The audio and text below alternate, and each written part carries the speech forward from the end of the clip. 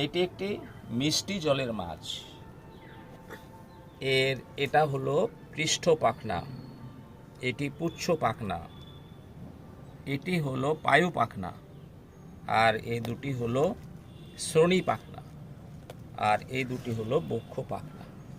সারা দেহ সাইক্লোয়েড আঁশ দ্বারা আবৃত। মাছের মাঝ বরাবর একটা রেখা আছে লেজ পর্যন্ত, একে বলে স্পর্শেন্দ্রিয় পার্শ্ব রেখা, ল্যাটারাল লাইন সেন্স অর্গান। এটা দশম করোটিক স্নায়ুর সঙ্গে যুক্ত। এই সেন্স লাইনের সাহায্যে মাছ জলের পিএইচ ভ্যালু, জলের গভীরতা, উষ্ণতা, স্রোতের প্রবাহের দিক নির্ণয় করতে পারে। এটা ওপারকুলাম। ওপারকুলামের নিচে আছে লাল রঙের গিল বা ফুলকা। এখানে গিলগুলো আছে, এতে সাহায্যে এরা জল থেকে অক্সিজেন সংগ্রহ করে।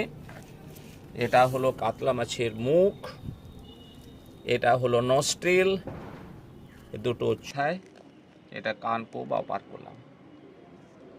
পুচ্ছ পাখনা এটা নৌকার হালের ন্যায় কাজ করে, মাছকে বিভিন্ন দিক পরিবর্তনে সাহায্য করে।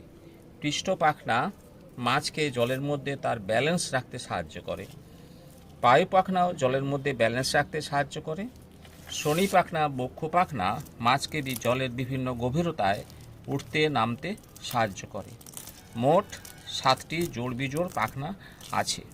জোড় পাখনা হলো বক্ষ পাখনা, শ্রোণী পাখনা, পায়ু পাখনা সিঙ্গল, পুচ্ছ পাখনা টেল ফিন একটি, এবং ডরসাল ফিন বা পৃষ্ঠ পাখনা একটি শিরদাঁড়ার উপরে বরাবর।